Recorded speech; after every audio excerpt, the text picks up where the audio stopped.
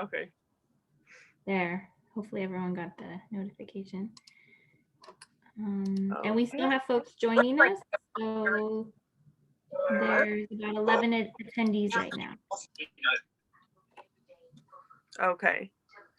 So Rachel, whenever I think you all are ready, you and Helen, to start, Yep. we can start. Okay. So, hello everyone. Thank you for joining us today. Just a quick announcement. So, voting is on March 15th through the 17th. Please make sure to check your student email. There'll be a link to the ballot there. And then please go ahead and join us on Instagram Live, on the ASI Instagram Live, 12 p.m. on March 18th. That's where I will be announcing the election results. And then I would like to give a special shout out to the Cal State Forensics team. Rachel Thibodeaux is going to be our moderator for this evening, and I'm going to go ahead and hand it off to her. Well, hi, like she said, I am Rachel Thibodeaux of Beach Forensics, and I want to welcome you guys to tonight's 2021 ASI presidential debate. This debate will consist of 5 roughly 4-minute segments with 1 minute of uninterrupted answers from each candidate, following a period of cross-examination where they will each get a chance to question their opponent on their response. At the end of the debate, there will be closing statements from each candidate. For the record, I decided each topic and formulated the questions based on prominent themes and concerns collected from surveying Long Beach students. While each candidate was informed of the topic areas for tonight, none of the questions were disclosed. With that being said, let's transition to the first topic of tonight, student engagement. Shay, the first question is for you. Considering many departments have already expressed fall 2021 will be online again, how do you plan to increase student involvement in an online Zoom setting, both in academics and extracurriculars? 1 minute. Sure. Well, I think ASI's chief responsibility to the organizations on campus and its students is to market the benefits of becoming involved in the university, right? So to do this, what I'm going to do is I'm going to completely standardize and reorganize the way ASI communicates. I'm going to create a new entity in ASI that's going to be called the Outreach Committee. What it's going to do is it's going to serve to unify all 3 branches and its resources under one agenda. And on that agenda, these items will be categorized using a tier system that I developed. Tier 1 is going to be low priority, Tier 2 is moderate, Tier 3 is high, Tier 4 is items of the utmost importance. And the tiers, basically what that means is it's the amount of times that ASI will present the resources to the attention of the students, right? So Tier 1 is 1 to 2 times a year, Tier 2 is 2 to 3 times a year, Tier 3 is 3 to 4 times a year, and Tier 4 is 4 to 6 times a year. Thank you. And Jesus, your stance on the same question, 1 minute. Yes, so definitely I know virtual format's going to be difficult to engage students, but one thing that I do want to make sure that the students are able to know what resources are there. As always, before school starts, there's this big event called S'mores Sports. So before school starts, I want to make sure that students are able to participate by having different events on Monday, Wednesdays, and Fridays. But not just that, recently the Senate had introduced Senate Resolution 2021-6, that it's an initiative, but outreach initiative that will allow our student government leaders who are part of ASI to work closely with engage with students. And there is a resolution that was introduced this semester to our students. And I hope with this way we can introduce and engage as other parts of organizations. I am part of these different organizations and clubs on campus. I'm well aware of what issues they're going to be facing. And I continue these efforts in promoting within our social media account at CSULB ASI, having Instagram lives, as we also have the SRWC events that will allow students to become more engaged. Not just that, but work closely with our organizations to come and join us in Senate or cabinet meetings to report and make sure that the students' issues and concerns are able to be addressed within ASI. Thank you. Shay, you now hold cross-examination to ask Jesus questions. 1 minute. Sure. Jesus or Senator Gonzalez, I understand that you want to bring people into the cabinet meetings and you want to invite organizations to the cabinet meetings, but I think that is not enough. I think that we need to standardize a way to communicate. So how will you implement a system of communication that will be a way to standardize ASI communications efforts? Yeah, so honestly, with ASI Communications, I believe I've been also part with ASI Communications for the past 3 years. I've been volunteering with them with outreach and events. One plan that they had is monthly, I believe monthly tabling, where their students can come and join ASI and get to know more of what events are we holding. So I honestly don't agree having more responsibility to ASI. Currently in a virtual format, we are limited of students engagement, but I do hope that we can create one social media platform such as Instagram that a lot of students are part of. If they're not part of Instagram, we can use other Instagram social media's outreaches that we hear that ASI Com has. I'm the sorry ability to interrupt you, Senator Gonzalez, but what I was talking about was not ASI Com. ASI Com is more like a workhorse of the organization. What I was talking about is a standardized system. Yeah, so a system, I don't think there was actual system to engage students. I think it's a way to capture their eyes in the audience of what they really want to hear. So that's one of the things I will say. Me with the student organizations, some ways that we can ASI and the students work closely together to engage and listen to their wants and needs for our club. So Thank you. Okay. Thank you. Jesus, it's now your cross-examination time. You also have a minute to ask questions. I don't have one at the moment. So thank you. Okay, no worries. Well, now we'll go on to our second topic area, clubs and organizations. So this first question is going to be for Jesus. So shrinking budgets and impending downsizing have left many clubs and organizations worried about their own financial safety, especially after the Board of Control implemented a temporary funding policy in the beginning of fall of 2020. How will your administration ensure that clubs and orgs have access to resources to supplement their funding? 1 minute. Yeah, so clubs and organizations that have been hit hard, and I do the temporary policy. I actually sit in the Board of Control committee. One thing that I will probably see if it's possible to, again, do the $300. I know it's not much, but we are limited because of, as you mentioned, the reduced population or reduced financial assistance. But I hope that the students are able to get creative with ways that we can fundraise.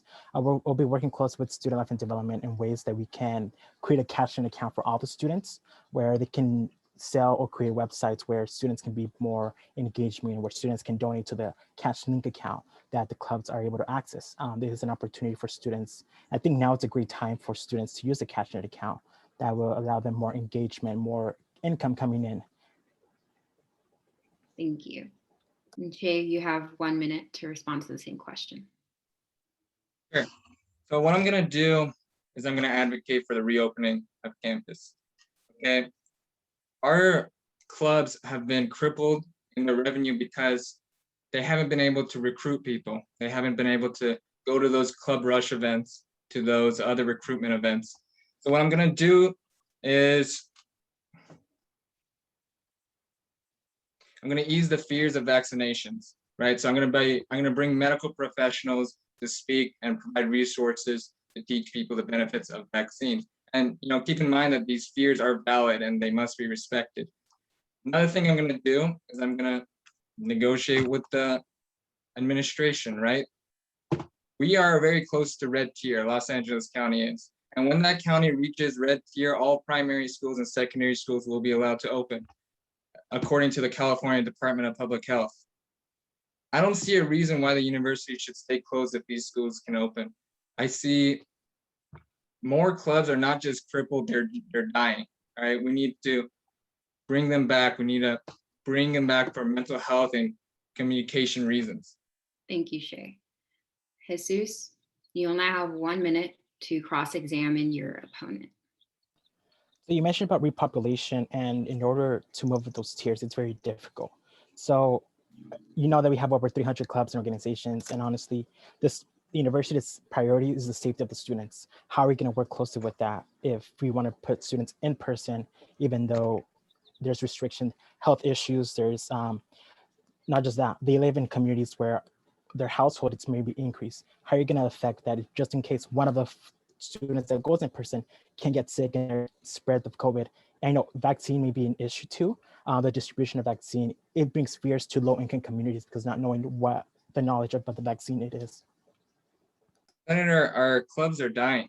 Okay, there is always going to be a risk. There always has been a risk for whatever. Like driving down the street, you can get in a car accident any day.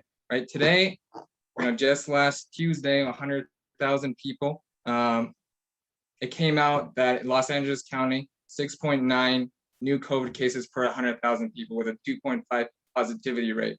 And that is well within the red tier level.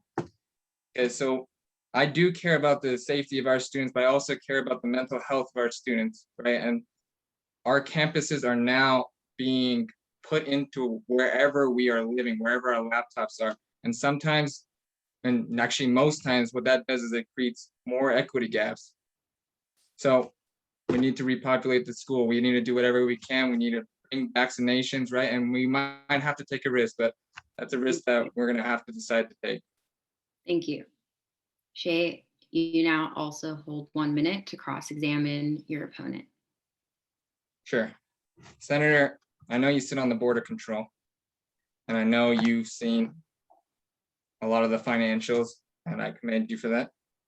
But I don't think small injections of cash are going to be enough to restore these clubs, right? A lot of these clubs, and I've spoken to a lot of our, especially a lot of our club sports, and they are pretty much, most of them are pretty much done and pretty much white flag in there.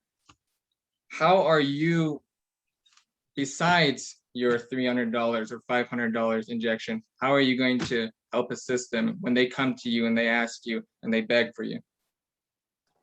Yeah, so depending on the situation, there's a current year unallocated fund where students can, or clubs and organizations can apply for more funding virtually. That's a program that's been part of since a long time. I remember since ASI. That's also an additional opportunity for students, clubs, get funding to promote themselves to any event that they have, to give that event opportunity to engage with the students. That's one of the ways that they can get involved. Not just by that, but in addition, collaborating with different organizations. So as you know, I'm president of FUEL, and I've worked closely with the Dream Success Center. Work with these programs and organizations that are already there to increase more students in engagement. Like EOP, there's ESO, our Black Student Union, they work closely with the Office of Multicultural Affairs. Our Latino Student Union works closely with the Office of Multicultural Affairs. Reaching out to collaborating and build community, it's a great way for students to get more engaged, to become more diverse, and to be more We're talking about bringing them to life, Senator. Sorry, but your time is up. Thank you.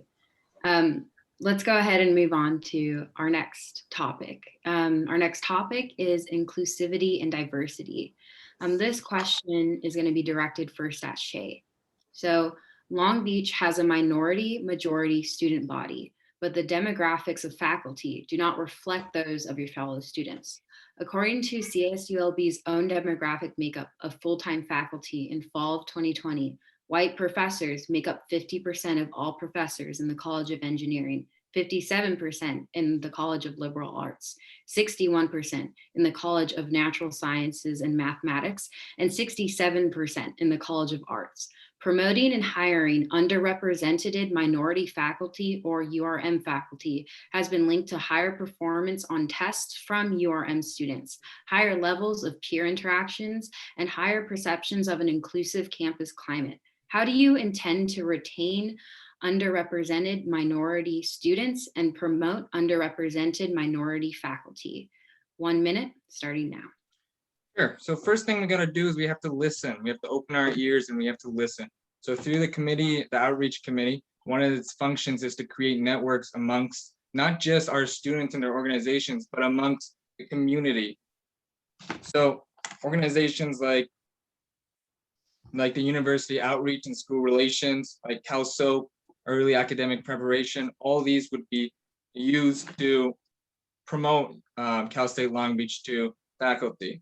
Right? And another thing I want to bring up is not just, one thing we have to do is to make sure that we turn to more of an equal representation than not just our staff, but our student leaders, right? Over 60% of our students are non-male students, and yet only 2 people signed up to run for president, right? One person signed up to run for vice president, and keep in mind that there's not really that many specifications and eligibility requirements. And I think this is a problem. And I think through the outreach committee, what we need to do is we need to work with key organizations like the WGEC, like the Office of Multicultural Affairs, and we need to ensure that every student has the opportunity to represent ASI and represent the students.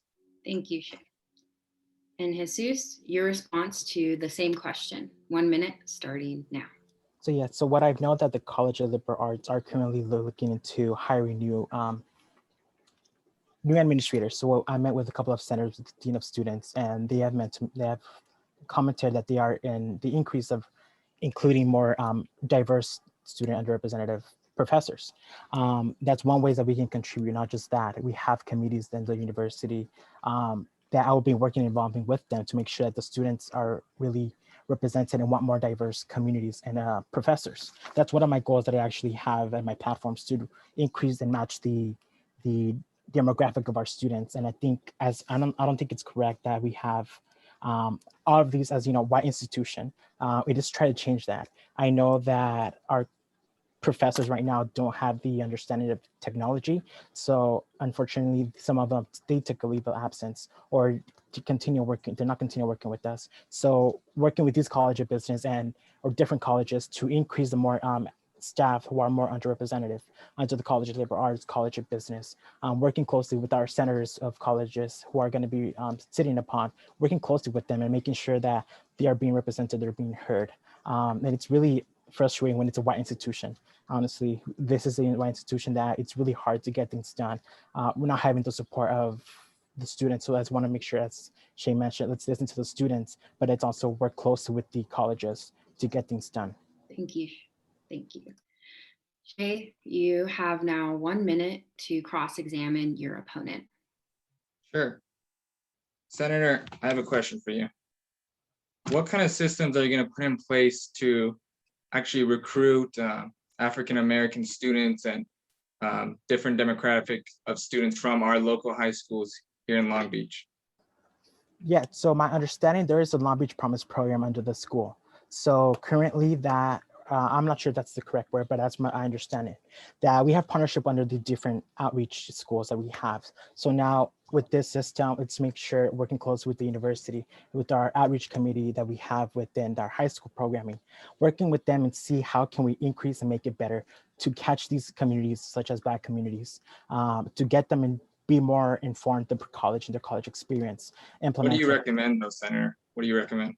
So my recommendation is honestly mentorship under high school and college students, not just college students, but mentorships under the Office of Multicultural Affairs that they can oversee, working with them closely, bringing them tours or giving them virtual tours on campus and getting the experience of college experience. EOP provides summer bridge program to current enrolled freshman students, have something like that implemented to these outreach events to our underrepresented communities such as Black. Senator, they already are. University outreach program, CSULB, early academic preparation, they already do all that. Thank you, Shay. Jesus, you also now have 1 minute to cross-examine your opponent.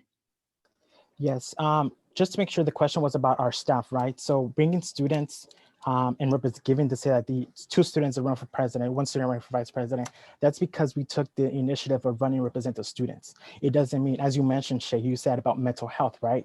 Students may not be capable to handle this because it's too much for them, which is understandable, and their health is first, right? So here are staff members working closely with them. What would you do to make sure or goals that you have to increase the amount of student administrators for College of Business other than your system that you have? Other than my system, I study organization, Senator. And by the way, I do think that of our 38,000, there's more than just 2 of us that are, eligible to run. And I believe that if we are to run an organization, right, we need to have the proper competition. Okay, but in order to bring in more representation and more retention of different demographic of students and faculty, what we need to do again is create a network right, between different organizations, community organizations, right? Like the not the Black Panthers, but the Gray Panthers. They do a lot of work with Black faculty and like the the CSULB LBSUD Math Collaborative, right? We need to work with those organizations to bring more retention and bring more faculty members. Thank you. All right. So that brings me to our next topic for this debate, which is mental health. The first question is going to be directed at Jesus. So, homelessness, the digital divide, food insecurity, lack of access to therapy, COVID-19 cases, and many more have contributed to a rising mental health crisis among students. When students go to CAPS, they are only able to receive a limited number of therapy sessions. Considering this caveat, how do you plan to ensure students are able to maintain consistent mental well-being whilst in a pandemic? 1 minute, uninterrupted. Yeah, so definitely working closer with our CAPS counselors. Every year when a lot of board members have, or not board members, executive members who want to run for this position may ask for increase of CAPS counselors. In reality, it's a challenge for not just for the CAPS counselors, but also to reach out. So what I'm trying to do or be dedicated is making sure that we have CAPS counselors focused in different communities. One example that we have is Dr. Nia Moran. She's one of the CAPS counselors there that works closely with the undocumented students. We also have different CAPS counselors with different backgrounds to dedicate, say, a Black African-American CAPS counselor that works closely with the Black community. We'll have a CAPS counselor that works closely with the Latino community, Asian community, things like that. So move, not just with CAPS, but we also have the SRWC. We also have the beach, I forget what's called. It's closely with, it's partnership with the SRWC, Beach Wellness, there we go. They work closely and promote different activities and exercise that works closely with them. Meditation, we could do meditation through social media. That's what we have been doing lately. We want to make sure increase those areas. Also create care packages for our students can pick up on campus and make sure that they really have a way for they could do self-care. And honestly, 1 week that I could promote is Love Your Body Week. That is a way that students will respect and take care of their body as well. Thank you. Shay, you have 1 minute to respond to the same question. Yeah, sure. Could you repeat it one more time so I can get the full gist of it? Sure. Thank you. Homelessness, the digital divide, food insecurity, lack of access to therapy, COVID-19 cases, and many more have contributed to a rising mental health crisis among students. When students go to CAPS, they are only able to receive a limited number of therapy sessions. Considering this caveat, how do you plan to ensure students are able to maintain consistent mental well-being whilst in a pandemic? 1 minute. Sure. Well, I think that mental well-being comes from more than just programs like CAPS, Project Ocean, and the Beach Balance program. I think it comes from a community, right? A community that we build in our campus. Student homelessness, right? It's very hard to get an education when you have to deal with where you're going to go sleep at night and where you're going to go eat. So what I propose, right, to combat student homelessness and food insecurity is I propose that organizations such as the ASI Food Pantry and the Basic Needs Program be put on the tier 4 outreach,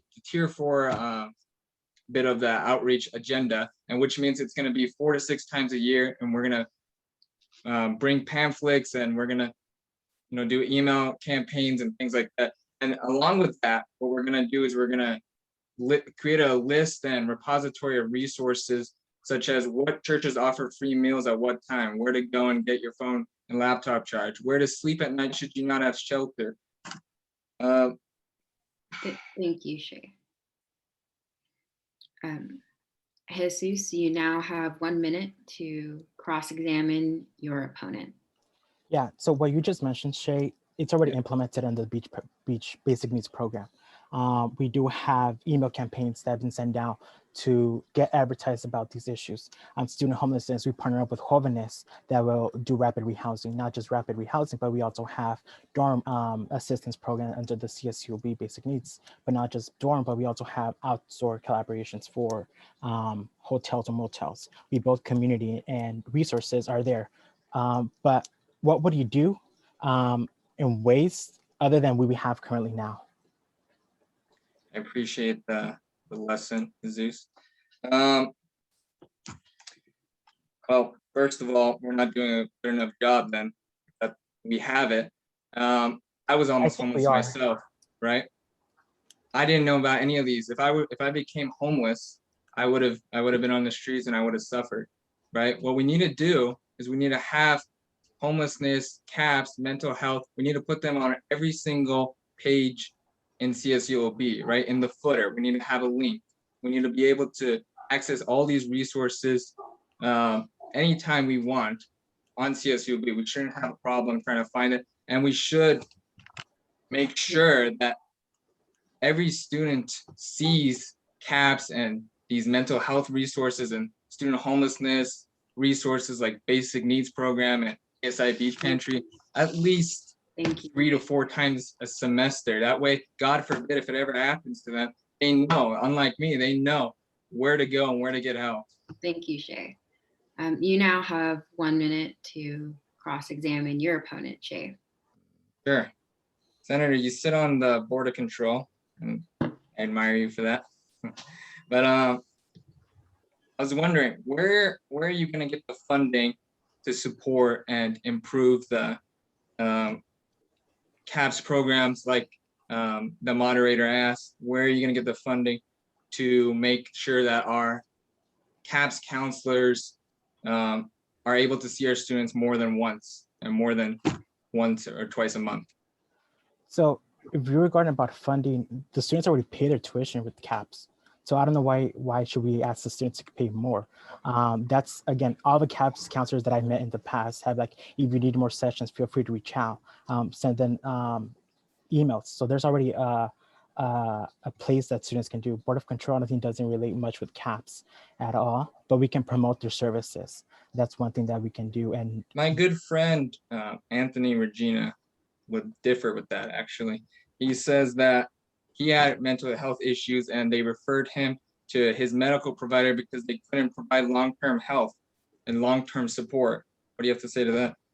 yeah, that's one of the reasons why I'm not sure why they do that. But I guess if you can talk with the CAPS counselor, the director, about this issue, there could be a solution to this. But at I the same think it's funding. So how are you going to get funding for it? Thank you, Shay. they already paid their tuition. That's time. And now we'll move on to our last topic of the debate is ASI and its impact. So the first question is going to be for Shay. The question is, when students are asked what issues are important, many can't think of issues because they don't really know what the student government's role does on campus. What kind of tangible effect do you expect to have on the college during the next year? And how do you plan to make ASI more accessible and known to the student body? 1 minute. Good question. So again, I'm going to create an outreach committee. It's going to serve to unify all 3 branches because in reality, all 3 branches are very disorganized when it comes to outreach, right? We're going to have an agenda. We're going to have agenda on the agenda item. We're going to have tiers, right? Mental health is definitely going to be on the top. What it's going to do is it's going to make sure that every student sees things like mental health resources at least 4 to 6 times a year.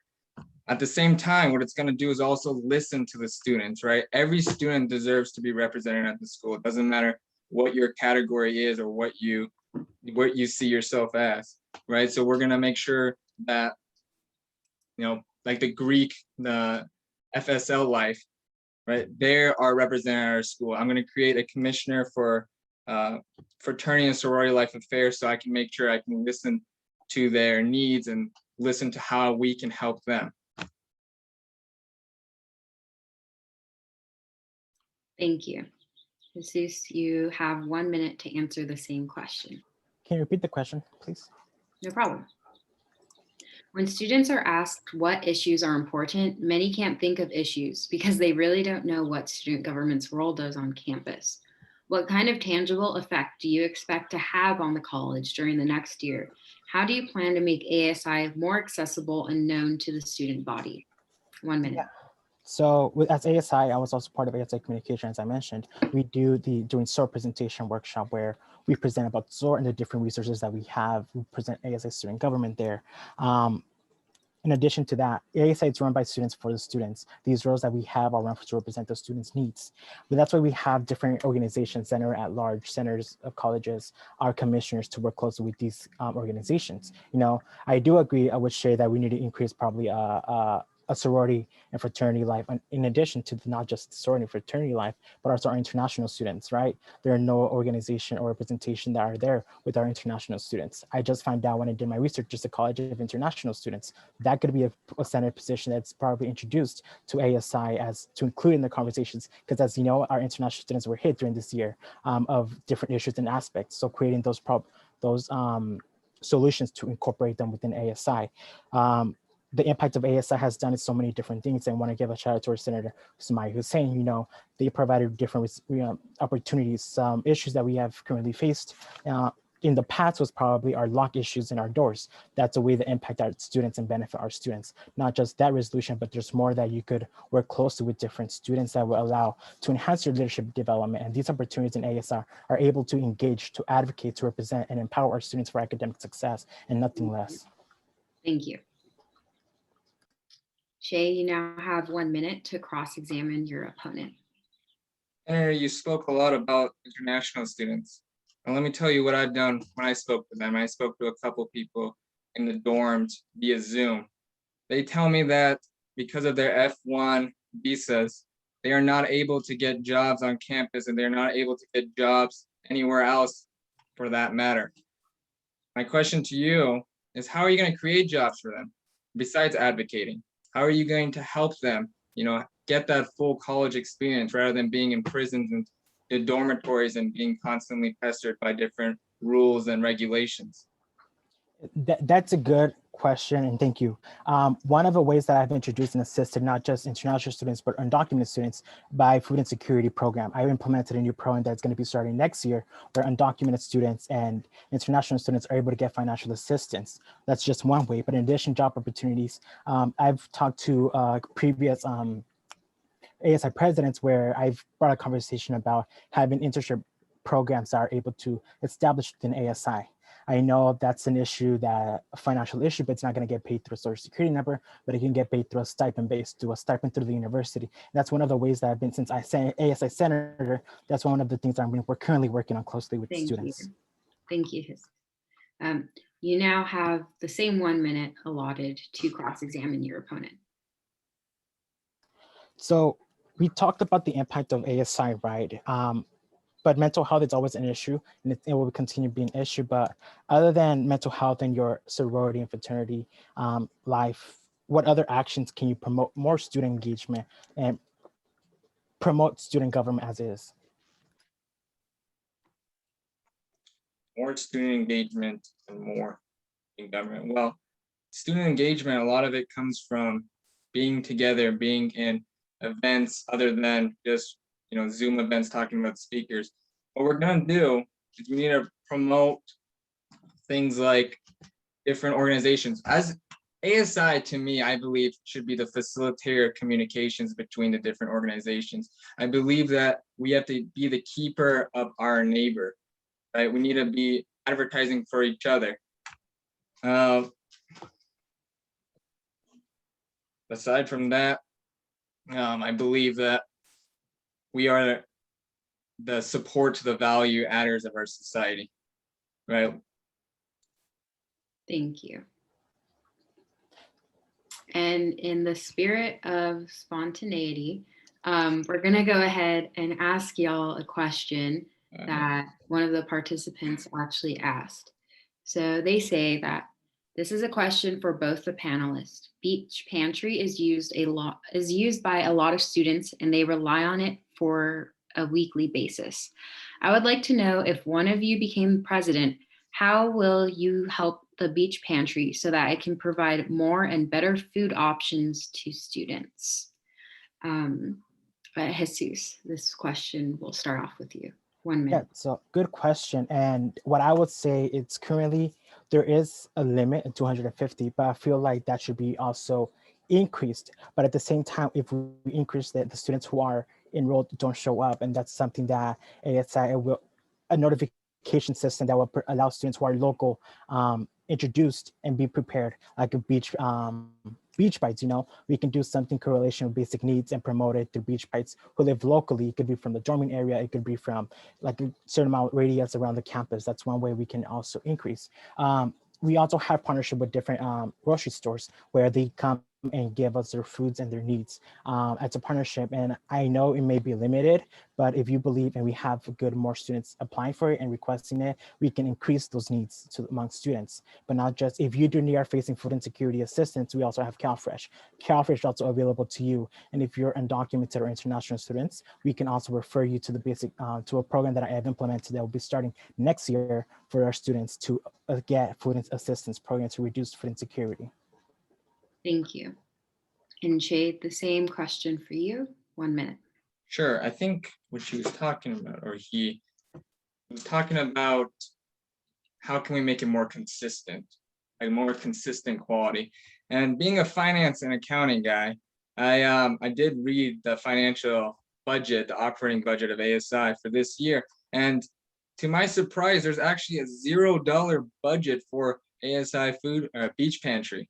I think what we need to do is we need to consider reallocating some of our funds to ASI beach pantry. So when our community cannot bring us, the resources that we need, cannot donate it, we have a backup plan. We have funds to draw back on and to provide that consistent quality of food. Thank you. Jesus, you now have 1 minute to cross-examine your opponent. So what backup plan do you really have? Because all the organization, all the partnership that CSULB has with basic needs have always gone through and willing to support the students' needs. I just said funding. We need to increase funding to a funding allocation to our ASI beach pantry to ensure that when we don't have the right food resources, when we don't have the right food resources, we can draw from that fund so we can make sure we have the right consistency. Where can we get the funding from? Because we cannot increase student fees anymore, and students will not like to get their increased student fees to provide this fund. That's why. We have $16 million in revenue this year. Okay, we can scrape together a couple. We can cut some utility costs, right? We're not in school. We can make sure we have enough, maybe like $5,000-$10,000 to draw back on. What utility costs if no one has been using the USU or any parts of ASI? There's always overhead in any business, right? Like power costs, things like that. That's something that has to pay annually or every monthly, because that's something that's already there. It's a fixed cost, Jesus. It's always there, no matter if we're in school or not. Exactly, it's a fixed cost. So we cannot just stop the electricity for students at the same time out of nowhere find money. Thank you. Shay, you now also have 1 minute to cross-examine your opponent. We all know that we have CalFresh and we have all the other resources, right? How can we ensure that we can be more consistent, right? Because I used the ASI beach pantry before myself, and it's not always consistent, and I always, sometimes I starved, right? Gonna be honest. So how would you increase the consistency? Consistency of what do you mean consistency? By consistency, I mean, quality of food, right? The amount of food, right? Not rotting vegetables, right? Like good, nutrition. So I've also participated in the beach pantry pop-ups. They've done, I don't think there's no raw food there. The food that they get are the necessities that are given to the community. It's a community that supports the students to reduce food insecurity. Now you're just making things up, because I was there. I've seen the rotten food. I've never seen. We also have a beach garden here on campus that will probably get food from there to allow students to become. That will be a disrespect if student gets rotten food, especially within ASI, because we're here to represent the students and the students' needs. Thank you. We're going to go ahead and move on to closing statements from each of the candidates. So first off, we're going to go ahead and allow Shay to start his closing statement. Sure. When it comes to representation, I don't believe in the categories like Black students, Hispanic students, Asian students, sorority students, fraternity students, etc. I only believe in students, and I believe that if you're enrolled in Cal State Long Beach, I believe that it's located in the state of California, in the country of the United States, that you are an American student, right? And I believe that you deserve to be represented by ASI.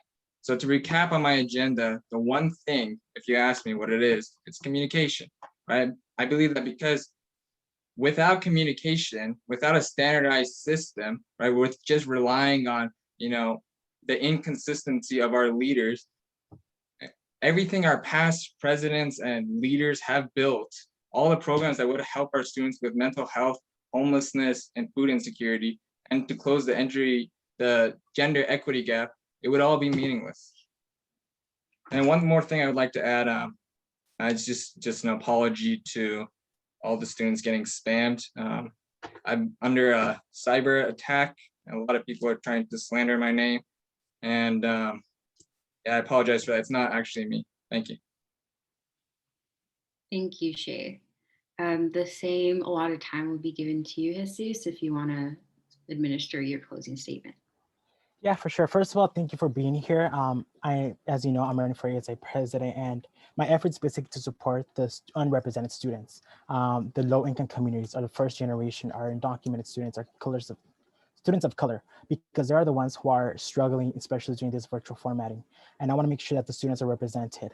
I know we're all Americans, but we're not in reality. If we were Americans, we could have get things done already. But unfortunately, we live in a society in a university that's white predominant school.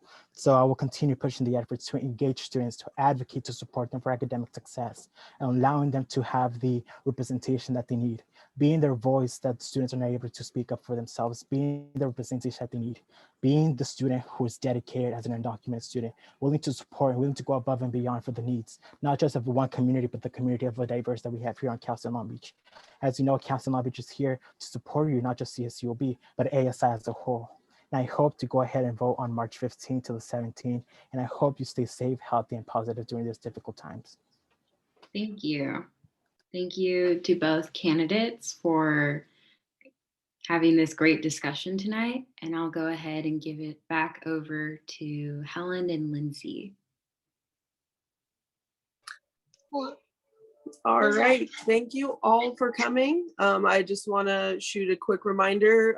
Lindsay went ahead and shot it in the chat, but voting is March 15th through 17th. Please remember to check your student emails. If you don't see it there, go ahead and check your junk email. And then if there's any issues, feel free to email us at asi-elections@csulb.edu. And then don't forget to join me on the ASI Instagram Live. I will be announcing the election results on Thursday, March 18th at 12 p.m. Thank you, everyone. Good job to both the candidates, and happy voting. Thank you. Thank you, Rachel. No problem. All right. Good job, everyone.